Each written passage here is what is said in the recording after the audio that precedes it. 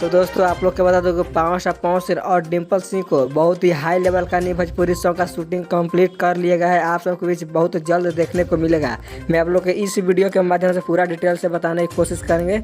उससे पहले अगर आप लोग मेरे चैनल पर नए हैं और पवन सिंह को सच्चे वाले फैंस हैं तो इस वीडियो को दिल से लाइक करके चैनल को सब्सक्राइब जरूर करें। ताइए बिना समय लेते हुए इस वीडियो को स्टार्ट कर देते हैं। सबसे पहले मैं आप लोगों को बता दूं कि पवन सिंह और सौम्या पखरवाल का सॉन्ग आने वाला था, लेकिन पवन सिंह का बहुत ही फैंस नाराज हो गए थे। इसी के कारण अब सौम्या पखरवाल का सॉन्ग नहीं आएगा। अब सौम्या पखरवाल को सॉन्ग को हटाकर डिम्पल सिंह का सॉन्ग आ रहा है उस जगह पे, क्योंकि पवन सिंह का फैंस का कहना था कि जब वो सौम्या पखरवाल खेसारी लाल यादव को नहीं हुई तो आप क्या चीज हैं। और सौम्या पखरवाल से पवन सिंह का फैंस काफी नाराज देखते हुए नजर आए थे। इसी के कारण पवन सिंह ने सौम्या पखरवाल की जगह पर डिम्पल सिंह को लाए हैं।